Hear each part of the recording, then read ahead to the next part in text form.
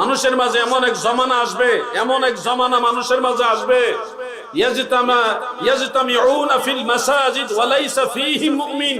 সেই সময় মসজিদে ভরপুর মুসল্লি থাকবে, কিন্তু একজন ঈমানদার থাকবে না।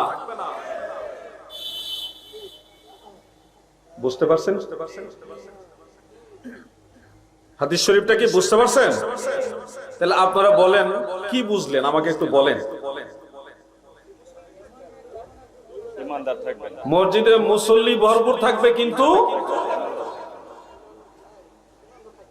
ইমানদার থাকবে না। একজন ইমানদার থাকবে না, কিন্তু পুরা মসজিদ মুসল্লি থাকবে। আমার কথা নয় দাদু, হাদিসে রাসূল, হাদিসে সাহাবা, সহিহ হাদিস। তাহলে আপনি মনে করবেন যে নামাজ পড়লেই যে হক তা নয়। অবশ্যই যারা হকপন্থী তাদের নামাজ লাগবে, কিন্তু নামাজ হক বাতিল নির্বাচনের মানদণ্ড ফিতনার যুগে করা যাবে না। অবশ্যই যারা হকপন্থী তাদের নামাজ লাগবে। নামাজ ফরজ, ফরজে আইন, কিন্তু নামাজ পড়লেই ঠিক এই ধরনের চিন্তাধারা রাখা যাবে না। যার আকীদা আহলে সুন্নাত ওয়াল জামাত এবং নামাজ আছে, সেই ব্যক্তি হলো ঠিক। আপনি দেখতেছেন যে আমরা নবীর নাম শুনি, এইভাবে চুমা খায়, আপনার কত কষ্ট লাগতেছে। আপনি দেখেন আরব বিশ্বে যাদের কাছ থেকে ইসলাম আমাদের বাংলা ভারতে আসছে, সে আরব বিশ্বের মুসলমানরা শুধু নবীজির নামকে চুমা খায় না, নবীজির মাজারের গিরিলকে পর্যন্ত চুমা খায়। আমাদের নবী তো অনেক ঊর্ধ্বের কথা, অন্যান্য নবীদের মাজারের গিরিলকে পর্যন্ত চুমা খায়। আমি নিজ চোখে একটা দুইটা মাজারে না, বহু মাজারে দেখে আসছি। হযরত ইউনূস আলাইহিস সালামের মাজার জিয়ারত করে আসছি। এটা মুসুল শহরে, ইরাকের থেকে প্রায় 500 কিলোমিটার, ইরাকের বাগদাদ থেকে 500 কিলোমিটার দূরে হলো মুসুল শহর। সেখানে ইউনূস আলাইহিস সালামের মাজার, এবং ওই মাজার থেকে আরেকটু প্রায় 10 কিলোমিটারের মতো দূরে আরেকজন নবীর মাজার আছে। ওনার মাজার পৃথিবীতে 2 জায়গায় চিহ্নিত করা হয়েছে। এর মধ্যে আমার কাছে বর্তমানে সবচেয়ে বেশি নির্ভরযোগ্য মনে হলো হযরতে শীস আলাইহিস সালাম, যিনি বাবা আদম আলাইহিস সালামের আওলাদ, তিনি নবী ছিলেন। তিনার মাজারও সে মুসুল শহরে। সেখানেও মানুষকে দেখলাম যে নবীদের গিরিল মুবারক যেগুলি, এগুলি তো চুমা খায়।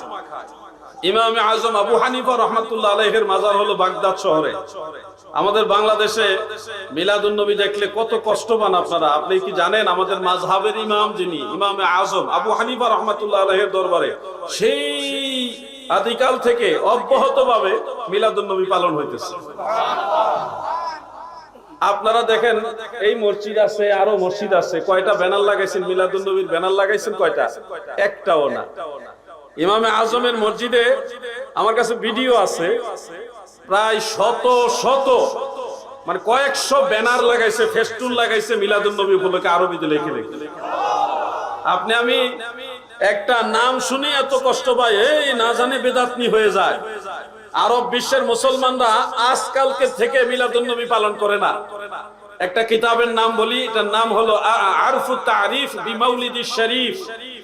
আরফুত তারিফ বিমাউলিদিশ শরীফ, ইমাম ইবনু জাজারি রাহমাতুল্লাহ আলাইহি, যিনি হাফিজুল হাদিস ছিলেন। ইমাম ইবনু হাজার আসকালানির একটু আগের একজন মুহাদ্দিস ছিলেন তিনি সেই কিতাবে লিখেছেন 700 হিজরির কিছু পরে তিনি মক্কা মুকাররমায় গিয়েছেন, মক্কা শরীফ গিয়েছেন। গিয়ে দেখে মক্কার মুসলমানরা অতীব জাঁকজমকের সাথে মিলাদুন নবী উদযাপন করে।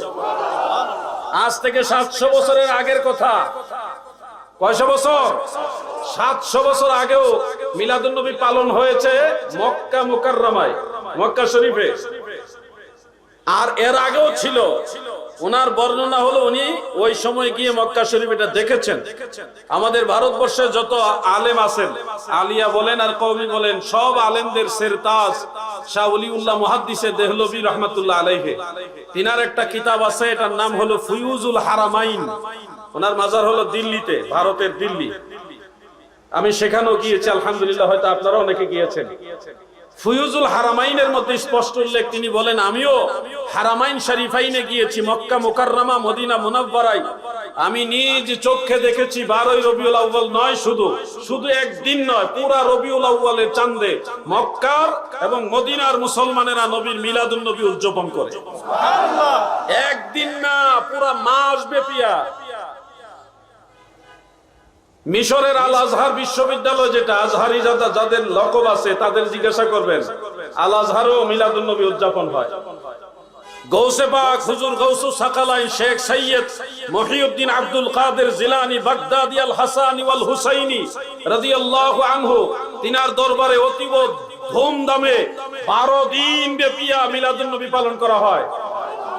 আমি 3 দিন পালন করে আসছি।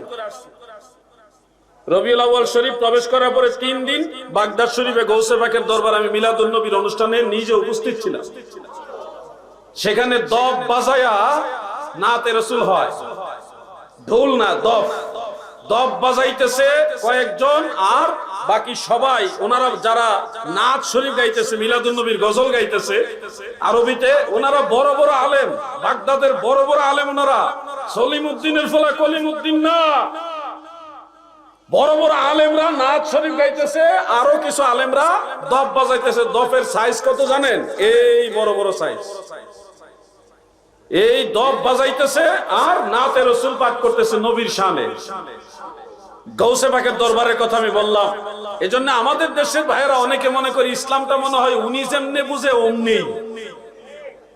ইসলাম আপনার বুঝে চলবে না। ইসলাম কোরআন, সুন্নাহ, ইজমা, কিয়াস, সলফে সালিহিন যেভাবে বুঝেছে ওইভাবে আপনাকে বুঝতে হবে।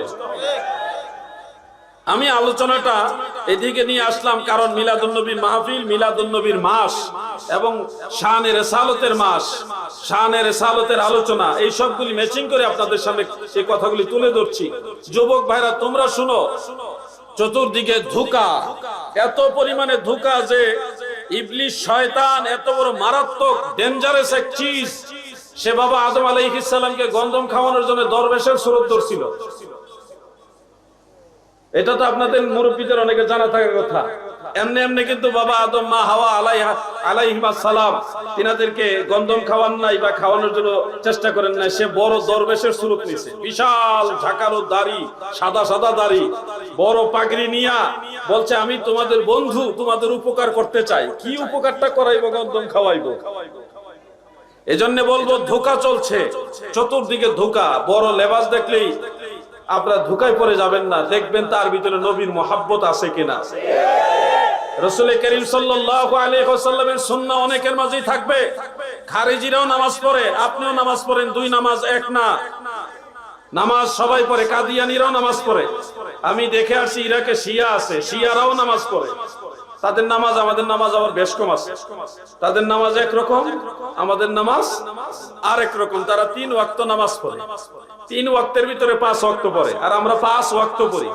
তাদের নামাজের সিস্টেম একরকম, আমাদের নামাজের সিস্টেম আরেক রকম। শিয়াদের আজান একরকম, আমাদের আজান আরেক রকম। কিন্তু আমি বুঝাতে চাচ্ছি, শুধু নামাজ দেখলে মনে করবেন না যে এটাই ঠিক। নামাজ কাদিয়ানীরাও পড়ে, শিয়ারাও পড়ে, খারিজিরাও পড়ে, রাফিজিরাও পড়ে, মুতাজিলা, হারুরিয়া, জাহমিয়া, আরো যত বাতিল ফিরকা সবাই নামাজ পড়ে। একটা হাদিস শরীফ আপনাদের শোনাই, শুনলে আপনারা রীতিমতো টাসকি খেয়ে যাবেন, ভীত সন্ত্রস্ত হয়ে যাবেন, চিন্তিত হয়ে যাবেন। সেই হাদিস শরীফটা সহিহ হাদিস, আল মুস্তাদরাক আলা সহিহাইনের মধ্যে উল্লেখ, সহিহ সনদ উল্লেখ। আমার প্রিয় নবীজির হাদিস, এটা মওকুফ ভাবেও আছে, মারফু ভাবেও আছে। হযরত আব্দুল্লাহ ইবনে আমর রাদিয়াল্লাহু আনহু তিনি বর্ণনা করেন, ইয়াতি আলান নাস জামানুন, মানুষের মাঝে এমন এক জমানা আসবে, এমন এক জমানা মানুষের মাঝে আসবে, ইয়াজতামিউনা ফিল মাসাজিদ ওয়া লাইসা ফীহি মুমিন, সেই সময় মসজিদে ভরপুর মুসল্লি থাকবে কিন্তু একজন ঈমানদার থাকবে না। বুঝতে পারছেন হাদিস শরীফটা কি? বুঝতে পারছেন? তাহলে আপনারা বলেন কি বুঝলেন, আমাকে একটু বলেন।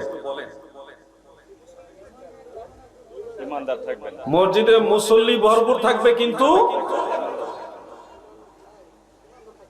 ইমানদার থাকবে না, একজন ইমানদার থাকবে না, কিন্তু পুরা মসজিদ মুসল্লি থাকবে। আমার কথা নয় দাদু, হাদিসে রাসূল, হাদিসে সাহাবা, সহিহ হাদিস। তাহলে আপনি মনে করবেন যে নামাজ পড়লেই যে হক তা নয়, অবশ্যই যারা হকপন্থী তাদের নামাজ লাগবে। কিন্তু নামাজ হক বাতিল নির্বাচনের মানদণ্ড ফিতনার যুগে করা যাবে না। অবশ্যই যারা হকপন্থী তাদের নামাজ লাগবে, নামাজ ফরজ, ফরজে আইন, কিন্তু নামাজ পড়লেই ঠিক এই ধরনের চিন্তাধারা রাখা যাবে না। যার আকীদা আহলে সুন্নাত ওয়াল জামাত এবং নামাজ আছে সেই ব্যক্তি হলো ঠিক। সুন্নি মুসলমান হরে সাবধান, সুন্নি মুসলমান হরে সাবধান, ওহাবি খারিজির দলে লুটিল ঈমান।